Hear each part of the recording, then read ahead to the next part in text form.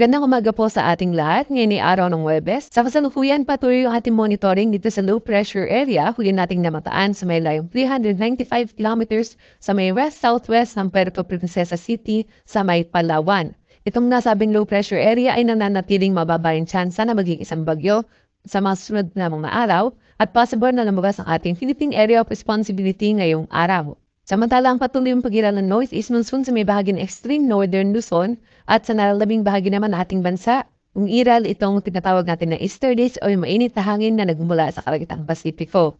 Kaya naman sa buong maghapon, possible din na maging maulap yung kalangitan sa lahat na nasa silangang bahagi ng ating bansa at magiging madalas din yung mga thunderstorms. At para naman sa magiging lagay ng panahon ngayong araw sa Kalahang Luzon, asahan natin ng maulap na kalangitan na may kalat-kalat na mga pagkulan, pagkidlat at pagkulog dito sa may bahagi ng Palawan kasama na sa Calayan Islands dahil pa rin sa epekto ng low pressure area.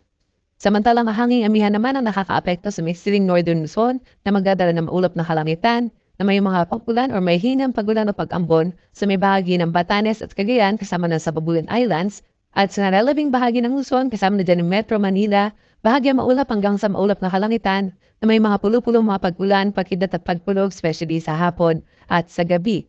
At para naman sa magiging lagay ng panahon sa Kalahang Visayas at Mindanao, asahan sa buong maghapon ang generally fair weather conditions, may mga chance lamang ng mga isolated mga pag-ulan, pagkidat at pagpulog na magiging madalas pa rin dito sa may bahagi ng Zamboanga Peninsula at sa may Basilan, Sulu-Tawi-Tawi dahil pa rin sa lapit ng low pressure area. At para naman sa lagay ng ating karagatan, sa ngayon wala tayo nakataas na gale warning sa naman baybayin ng ating bansa kaya naman malaya pa rin mga kapalaot. Kung ating mga kababayang mga isda at may maliliit na sasakyang pandagat. Iba yung pag-ingat lamang sa mga papalaot sa mga baybayin ng northern Luzon kung saan maaari pa rin makaranas ang katamtaman hanggang sa matataas sa mga pag-alon. Dulot yan ng hangin amihan. At para naman sa ating 3-day weather outlook simula bukas, araw ng Biyernes hanggang sa weekend, aasahan natin na generally for weather conditions sa malaking bahagi ng ating bansa magkakaroon lamang ng mga isolated rain showers and thunderstorms.